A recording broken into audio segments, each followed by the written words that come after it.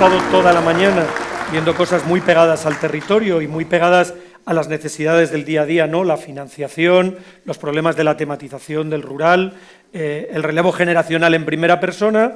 Bueno, vamos a elevar un poco la vista, no la vamos a elevar mucho, a ver si no vamos a ser capaces de seguirte, José Juan, y me vais a permitir que antes de darle la palabra ponga en valor, que no es una expresión que me guste mucho, pero creo que se entiende bien, lo que significa la presencia y la figura, la presencia del Instituto Elcano aquí, el Real Instituto Elcano, y la figura de su presidente, ¿no?, de José Juan. Porque es verdad, lo decía Manuel Campo Vidal, hablamos de los think tank y como todo está en inglés, todo parece súper importante y cuando lo leemos en castellano parece una cosa tonta, ¿no? No, el Real Instituto Elcano es probablemente el centro de pensamiento más prestigioso en español de todo el mundo, una lengua que hablan más de 500 millones de personas, y es un centro de relevancia internacional. Y es fácil encontrarte expertos, informes y dictámenes del Elcano en todo el mundo, incluido el mundo anglosajón, ¿no? Entonces yo sí que quiero destacar que una institución de este tipo y su presidente pues ha hecho un hueco hoy en una agenda muy complicada, casi tan complicada como la de Antonio Viejo, pero para estar aquí con nosotros hoy, esta mañana. Así que yo lo primero, darte las gracias, José Juan. Déjame que te presente muy brevemente. José Juan ha sido muchas cosas en la vida pública y política española, es técnico economista y comercial del Estado, ha sido director de los servicios de estudios de varias entidades financieras, ha tenido mucha responsabilidad con el Banco de Santander para Iberoamérica, tiene mucho conocimiento sobre lo que está pasando y lo que ha pasado en el mundo latinoamericano y, bueno, pues desde hace unos años formaba parte del Real Instituto Elcano y desde hace 4 años, si no me equivoco, eres el presidente. Así que vamos a hablar, si te parece, de un mundo que está en cambio, ¿no? Y vamos a irlo aterrizando. En fin, yo creo que la jornada no podía ser más oportuna. El famoso día este de la liberación que anunció el presidente Donald Trump hace unas semanas ha puesto el mundo geopolítico patas arriba, pero a mí me gustaría empezar con una aclaración que te oí ayer y que insistías mucho en ella, y me da pie Belén cuando intervenía en su primera mesa, ¿no? Y decía, no todo el mundo tiene que ser agricultor o ganadero en el medio rural, y tú ayer nos insistías mucho en que desliguemos mundo rural de sector primario, ¿no? Sí que me gustaría empezar con una reflexión sobre esto, porque luego nos vamos a centrar en el primario, pero sí me parece interesante contextualizar. Jota, permíteme que te llame, porque para que la gente no se líe con tu nombre, es bueno llamarte así, con esta distinción que tú haces, que yo creo que es oportuna, sobre medio rural y sector primario. Bueno, muchísimas gracias, Mano. Yo voy a empezar con un agradecimiento por estar aquí invitado. Esto es un honor para Elcano estar aquí, para mí en términos personales. Yo también soy de pueblo. Mi película favorita es Amanece que no es poco. Y bueno, creo que estoy muy metido, aunque es un pueblo y un paisaje muy distinto. O sea, tanto verde a un manchego como a mí me asusta. Necesito tener espacios un poco más marrones y más grandes, horizontes más lejos. Pero estoy encantado de estar aquí. De haber sido invitado, y estoy encantado por otra razón. Estoy encantado porque es la primera reunión en 6 meses en las que hasta hace un segundo no he oído la palabra Trump, aranceles y geopolítica. Entonces, bueno, a mí esto me ha producido un alivio durante toda la mañana, que os agradezco muchísimo a todos, ¿no? Y también voy a empezar con una advertencia. Y la advertencia es que soy economista, ¿no?, como Manu ha dicho. Y no hace falta que seáis falsos. La gente nos ve a los economistas de forma muy distinta, como mira a un poeta, a un médico, a un ingeniero. Los economistas somos personas raras, que en general caemos mal, porque lo que nos dedicamos es a hacer números, calcular rentabilidades, hablar de restricciones, de trade-offs, y esto yo creo que estáis muy confundidos. O sea, los economistas en realidad lo que somos contadores de historias. Y lo que yo os voy a intentar contar en los próximos minutos es una historia. Ahora, nuestras historias son un poco distintas a las que escribe un novelista, ¿no? Nuestras historias salen de algo que es nuestra realidad, y nuestra realidad se llaman modelos. Los modelos son ecuaciones, y les metes datos, metes ecuaciones, metes restricciones, y te aparecen interpretaciones del problema que quieres analizar. Y yo lo que os voy a contar es un relato, una historia de lo que estáis hablando, me interesa enormemente, pero lo voy a contar con la disciplina mental que dan los datos Mi lema personal en mi vida profesional ha sido siempre el mismo: datos matan relatos. Y los datos son importantísimos para entender las posibilidades reales que tenemos y si estamos persiguiendo un sueño romántico o estamos persiguiendo algo que es deseable, rentable, sostenible por sí mismo. Entonces, os voy a contar un relato con datos que viene de un modelo. No solo tenemos modelos, de hecho, a lo mejor no somos ni siquiera solo contadores de historias. A lo mejor somos predicadores. Y los predicadores necesitan parroquia para poder predicar. Y nuestra parroquia es el contexto. No se pueden hablar de muchos de los temas de los que hablamos sin tener claro el contexto. Y el contexto es que de lo que estamos hablando aquí no es atemporal. Hubierais hablado de una forma absolutamente distinta hace 10 años de las que estamos hablando o que hablasteis hace 4 años en la primera edición de este foro, de lo que vais a hablar dentro de 5 años. Porque el contexto cambia. Y cuando el contexto cambia, hace falta adaptarse porque las restricciones cambian y los factores cambian. Y nuestro contexto actual es un contexto mucho menos global, mucho menos integrado, mucho más polarizado, más violento, con menos tendencia a cooperar y más tendencia a luchar por el poder. Estamos en unas sociedades que son más parecidas a los juegos de suma cero que a los juegos de suma positiva en los que hemos vivido una gran parte de los que estamos aquí en los últimos 40 o 50 años. Y es muy importante tener esta distinción. ¿En qué mundo vamos a vivir? ¿Vamos a vivir en un mundo cooperativo, no cooperativo de cooperativas, sino cooperativo de cooperación? ¿O vamos a vivir en un mundo en el que para que yo gane, alguien tiene que perder? Y si no sitúas bien los problemas que quieres analizar en ese contexto, tienes enormes dificultades para llegar a conclusiones que sean útiles para la gente. Haces ensoñaciones, sueños, fábulas, pero no llegas a lo que realmente quieres. Entonces, una de las primeras temas, y no os asustéis, es cuando a mí Antonio me dijo venir aquí, que íbamos a hablar de estos temas, la primera cosa que se me vino a la cabeza fue una función de producción. Pues lo siento, soy así. O sea, me apareció una función de producción en la que me aparecen una serie de variables. Si os habéis asomado alguna vez a un papel académico lleno de letras griegas, con subíndices, bueno, pues lo veo así. Y yo en ese dije Galicia, hablar de lo primario, lo rural, la sostenibilidad. ¿Qué se me vino a la cabeza? Pues me vino a la cabeza que en esa función de producción había como 4 o 5 argumentos, ¿no? El primero de ellos era la tierra. El segundo son la gente, las personas. Tercero está el capital, en distintas formas. Capital tecnológico, capital financiero, capital humano, capital relacional. Y después tenemos las restricciones, ¿no? Y el objetivo es cómo jugamos con esa función de producción para poder conseguir tener una revalorización del mundo rural, de la comunidad, de lo primario, de lo que uno quiera introducirle. Vaya, antes de que os siga con la historia, mi conclusión. Mi conclusión fundamental es que los dos grandes problemas que tenemos en el mundo en el que nos encaminamos se llaman cambio climático y se llama desigualdad. Y esos son los dos objetivos finales de cualquier análisis que vayamos a hacer con esa función de producción que antes he contado. Es cambio climático y desigualdad.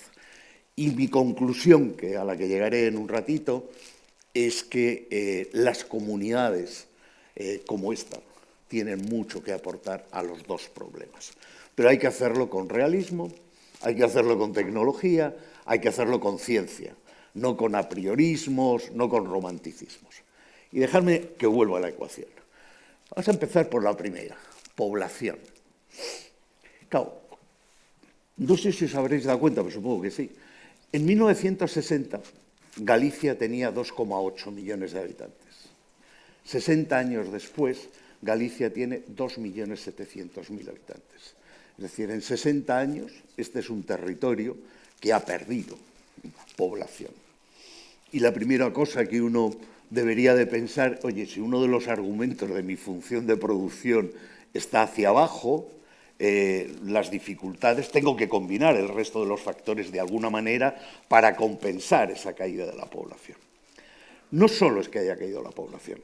Galicia es la segunda comunidad de España más envejecida. Con lo cual, algunos de los temas que aquí han salido son absolutamente vitales. O sea, cómo produces y generas una transición generacional, no solo en el mundo rural, en la industria, en los servicios. Digamos que es un tema prioritario de políticas públicas. ¿Cómo lo están resolviendo otros? Porque los economistas esto de los estudios comparativos nos encanta. Bueno, pues vayamos a mirar el resto del Estado. El resto del Estado ha crecido aproximadamente la población un 20%. Y ese crecimiento de la población en un 85% está gestionado y se explica por la inmigración. ¿Qué es lo que ocurre en Galicia con la inmigración? El número de inmigrantes que tenéis sobre el total de la población es apenas un 3,8%, frente a un 14% en el resto del país. Entonces, hay un tema que Galicia tiene que pensarse. ¿Por qué no recibimos más inmigración? ¿Queremos más? ¿Por qué no vienen?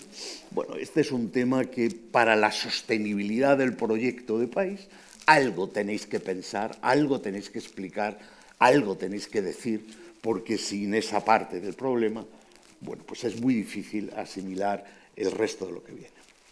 Vayamos al segundo tema, la tierra. Por conversaciones que tuve viniendo en el coche con Antonio el otro día, me picó la curiosidad. Yo vivo en el mundo de los números, ¿no? En Galicia se vendieron el año pasado 172 millones de euros en ventas de terreno rural. Esto que queríamos hablar del primario. 172 millones. Apenas 8.000 hectáreas. En el resto del Estado se vendieron 60.000 millones de euros de tierra, que aproximadamente equivalían, los 60.000 millones, a unos 600 millones de hectáreas. Pasaron de una mano a otra. Lo cual, así a bote pronto, lo que te dice es que este mercado de la tierra funciona distinto que en el resto del país. Y después hay que ver el precio. Una hectárea en Galicia de tierra cuesta 20.000 euros, según me he estado esta mañana viendo. Ha tenido un aumento del 53% en el precio en los últimos 5 años. Y si es de monte, ha aumentado 60% en los últimos 5 años. ¿Cuál es el precio medio de la tierra en el resto del Estado? Bueno, pues en el resto del Estado, en mi zona, en La Mancha, una hectárea cuesta 6.000 euros. Es decir, un tercio de lo que cuesta en Galicia la hectárea.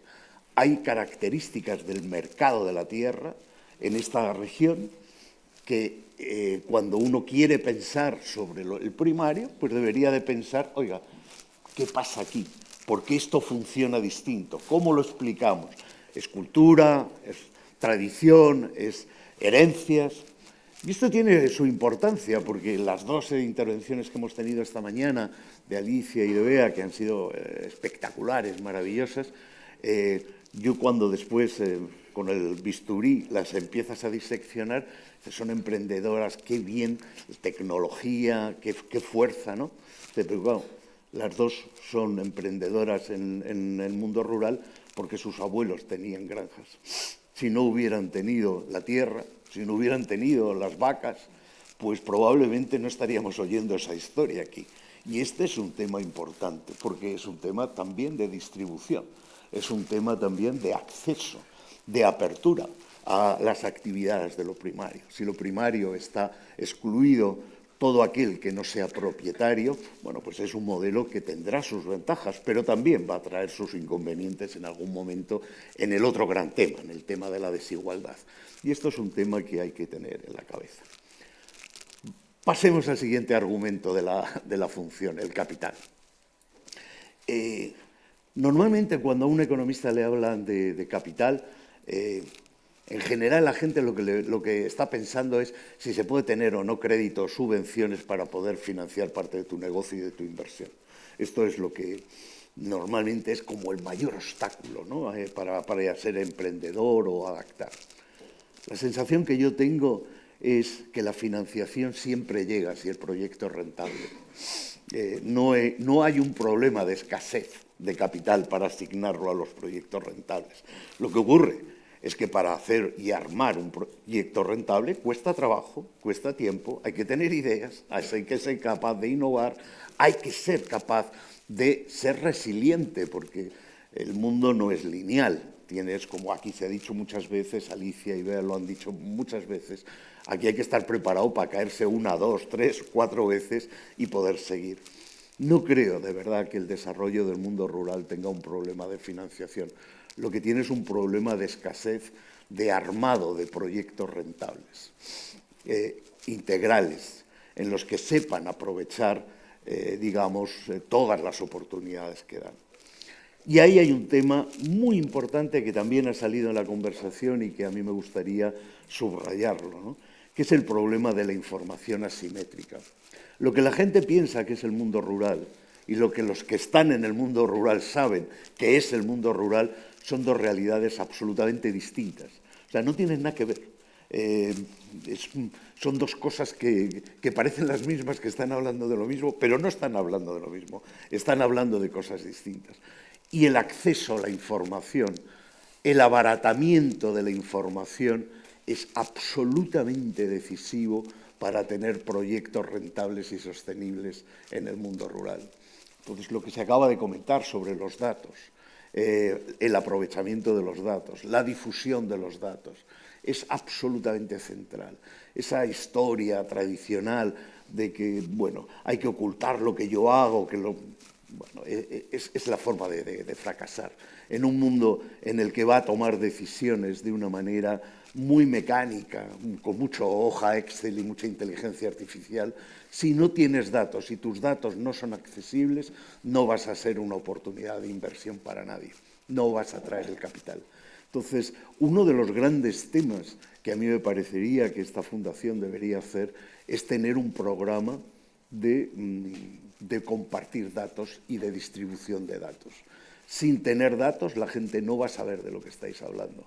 Va a estar imaginándose cosas muy, muy complicadas y esto es importante. Tercer punto del capital de la información asimétrica es tener un mundo en el que mucha gente no vive con la realidad, vive con sus apriorismos. Por ejemplo, el campo está tecnológicamente atrasado. El campo, en una zona como esta de minifundismo, no tiene capacidad de incorporar las nuevas tecnologías. No hay capacidad de innovación si eres muy pequeño. No sé, realmente Alicia, aparte de que la he visto en Instagram comentando las vacunas, Lucía, la he visto comentando las vacunas, etcétera, ha contado una historia de I+D+I que debería tener todo el dinero del FEDETI.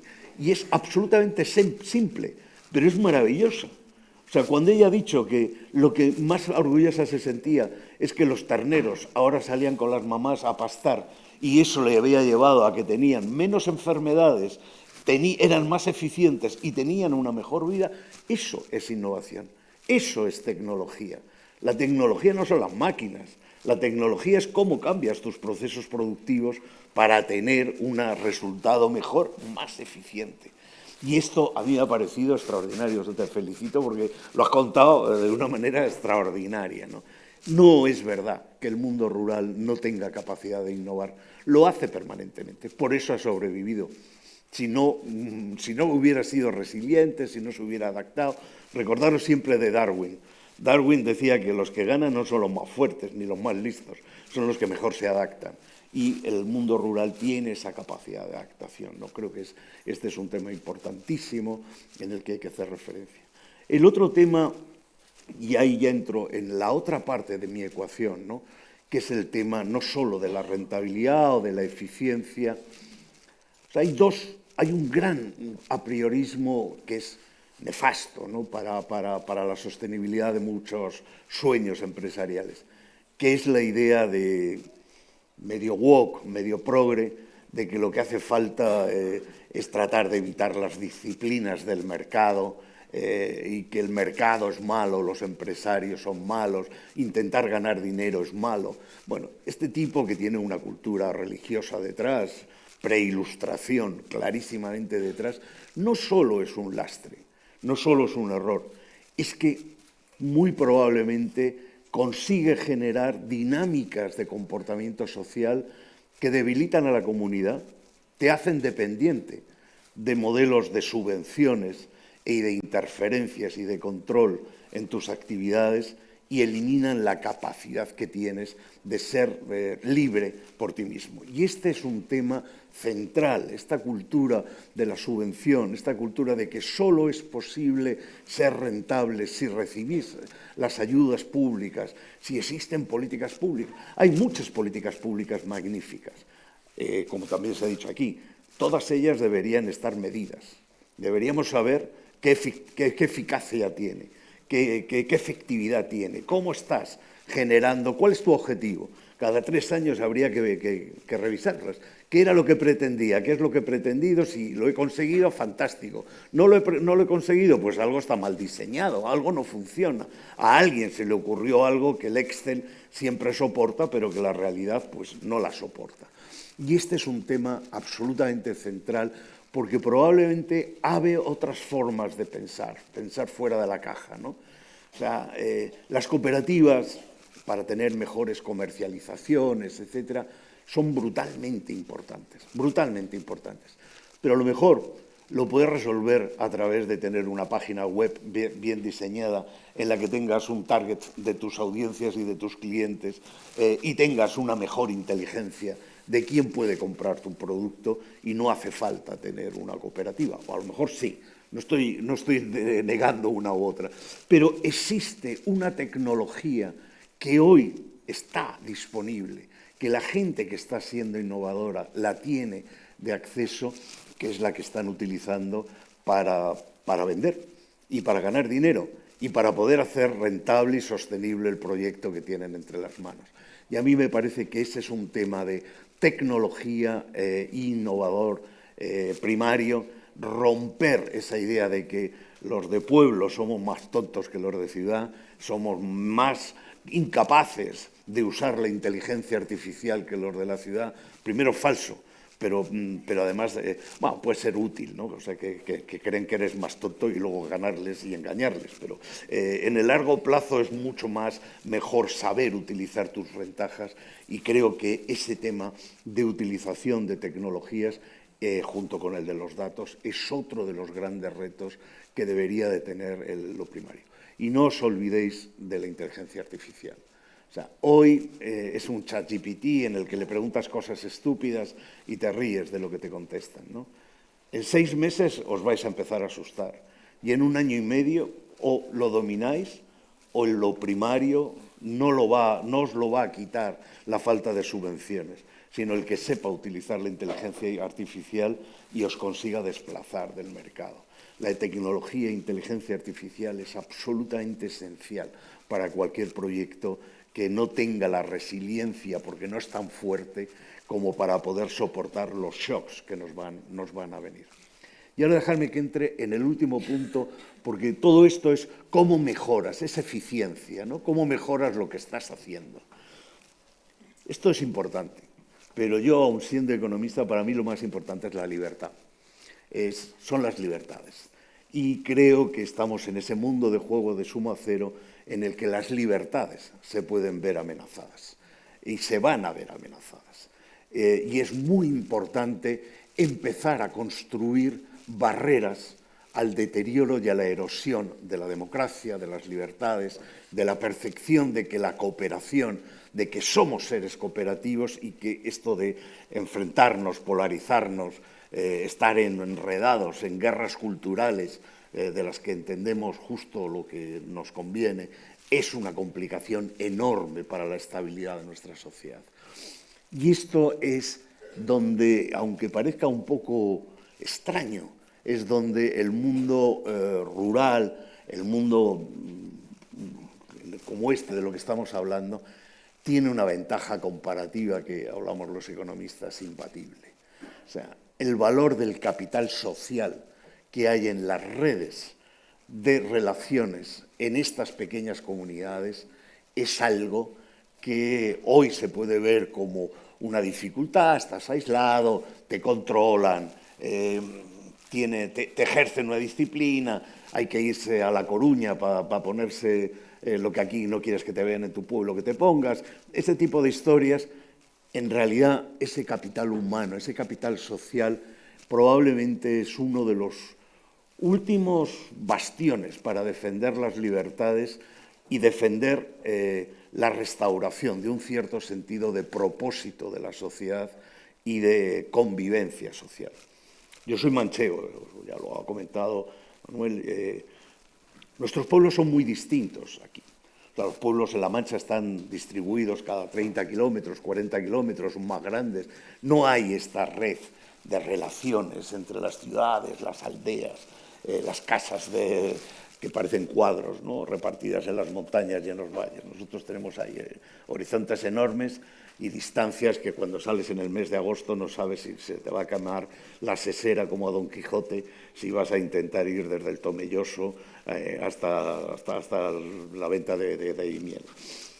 Somos distintos, pero siguen existiendo instituciones, han creado instituciones que son capaces de modular lo que también es la historia. Señoritos, caciques, relaciones de desigualdad profundamente arraigadas, terratenientes, peones. Bueno, la desigualdad existe por todos los lados. Y si te bajas un poco más abajo, hasta el sur, encuentras algo parecido. Y no solo en los pueblos rurales. Cádiz es una ciudad en la que no hay campo. Ni siquiera había nobleza. Era burguesía comerciante y bueno, pues gente normal. Cádiz es una de las provincias que más alta tasa de paro tienen y donde el salario medio es más bajo de toda España. Si tú fueras un marciano que llegara a Cádiz y mirases qué es lo que está ocurriendo en la ciudad, inmediatamente se te vendría a la cabeza, bueno, esto es explosivo. Faltarán 3 años, 5 años, 10 años, pero con estos niveles de desigualdad, con estos niveles de falta de perspectivas, de movilidad social, esto va a saltar por los aires. Bueno, lo llevamos diciendo 100 años y no ha ocurrido. Y entonces uno investiga, ¿por qué no ocurre esto? ¿Por qué no salta? No solo porque sean simpáticos, sean graciosos, no, esto no es porque sean vagos. O sea, tú vas y buscas las instituciones que ha creado cada una de estas comunidades para intentar evitar el estallido, la violencia, la supresión de las libertades.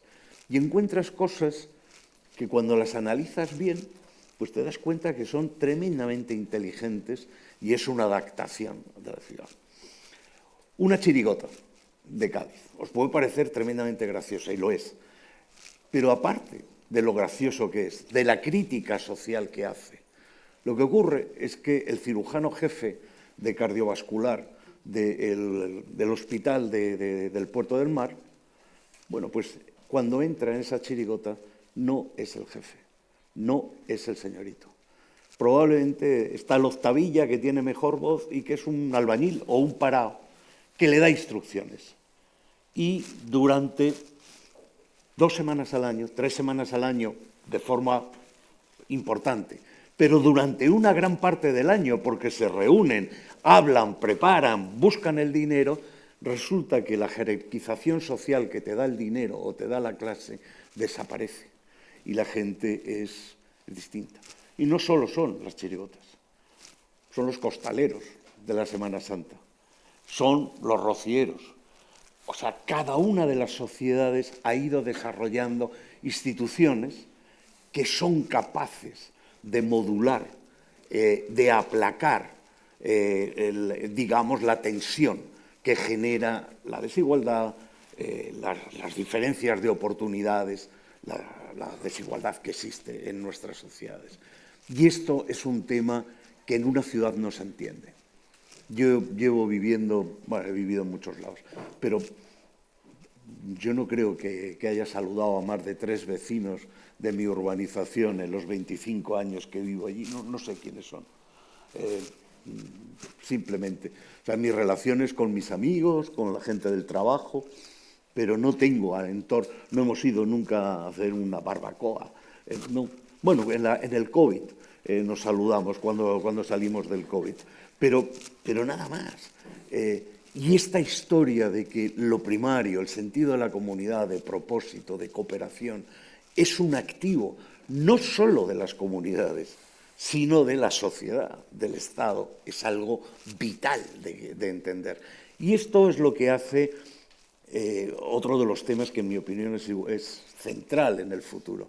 La gente puede admitir o tolerar o resignarse a que no haya esa enorme movilidad social, a que sus hijos con dificultad, a lo mejor en España un salto generacional, el ascensor social tarda 5 generaciones en llevar a una persona que nace en el estrato del 20% de renta per cápita al estrato del 80% de renta per cápita. 5.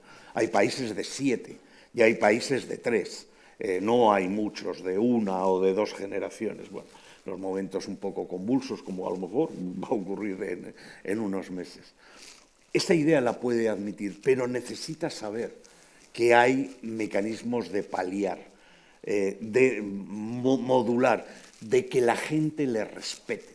No es un tema solo de esperanza, es un tema de respeto, de que tú eres importante, de que esto no va a funcionar o va a funcionar hasta que funcione el eslabón más débil de la cadena.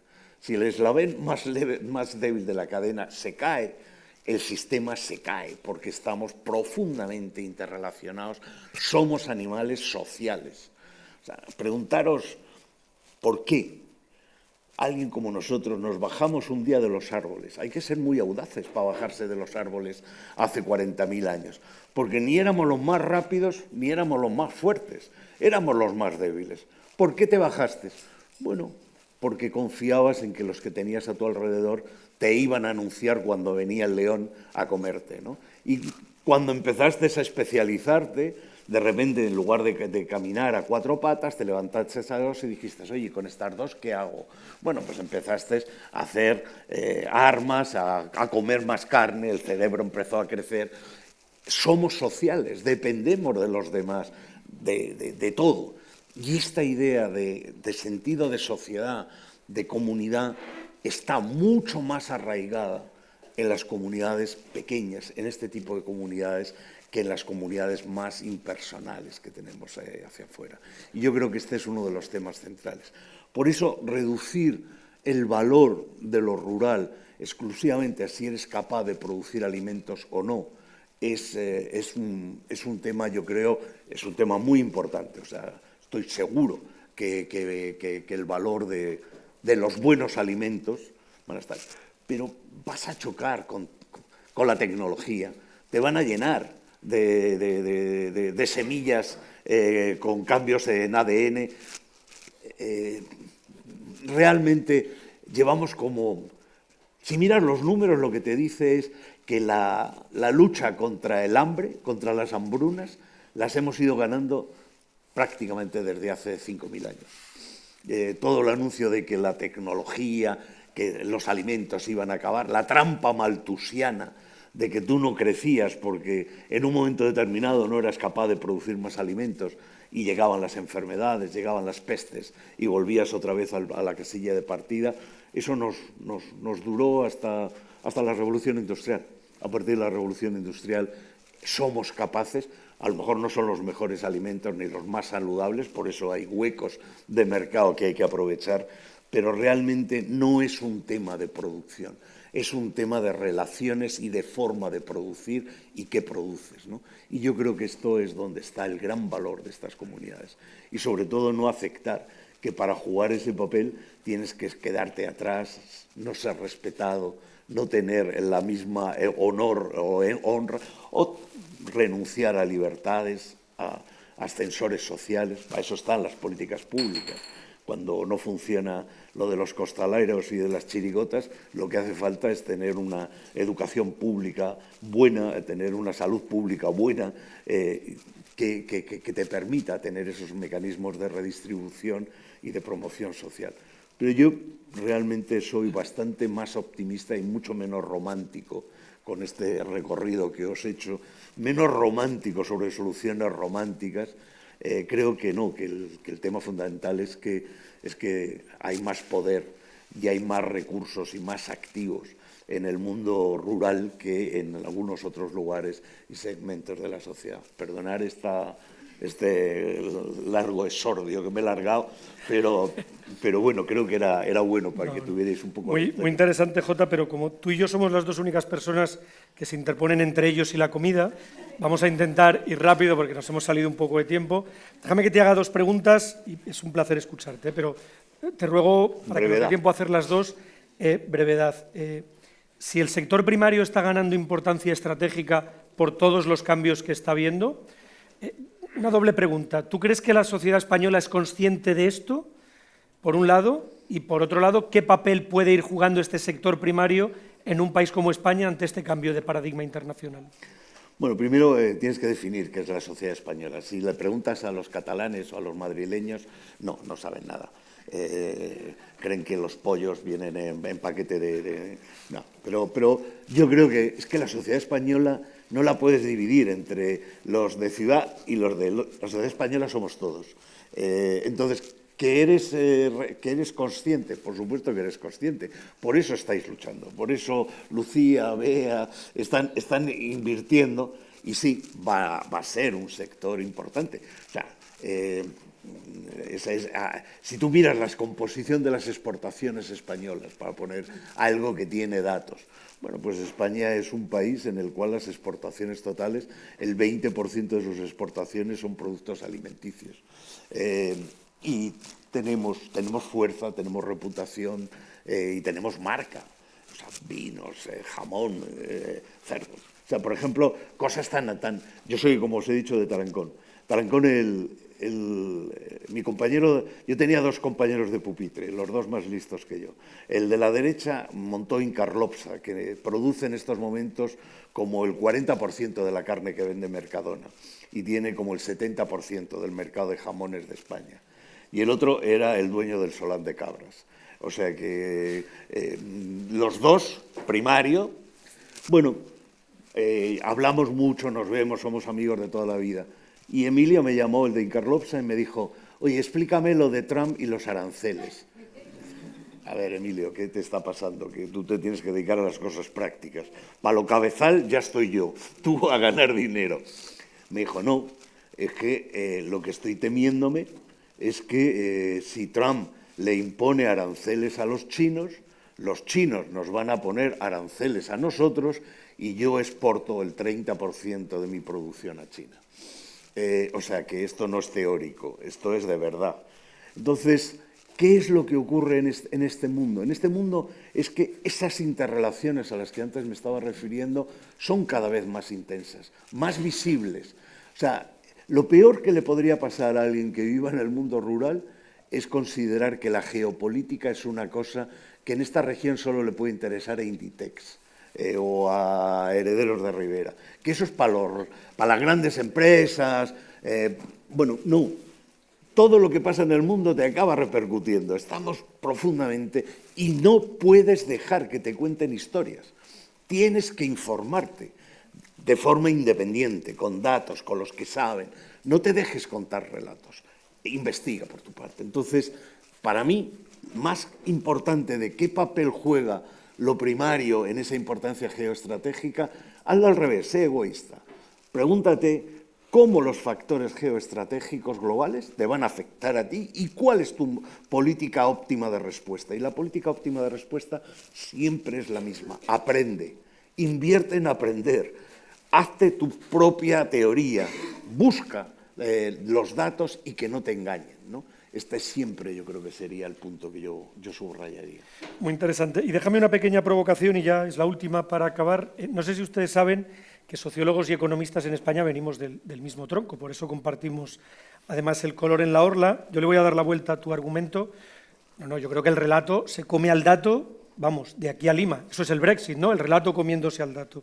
Entonces, la pregunta es, ¿qué relato tenemos que construir precisamente para que el sector primario sea visto como algo moderno, algo que va a traer, hablaremos luego por la tarde, de soberanía alimentaria, y no como algo nostálgico del pasado, ¿no? Es decir, ¿qué tenemos que hacer para que cuando en el Cano tú propongas quiero hacer algo sobre el sector primario, claro, alguien de alguna de estas grandes empresas de Madrid no diga, pero oye, que no estamos aquí para perder el tiempo con las cosas de los pueblos, ¿no? ¿Cómo podemos cambiar ese relato del sector primario?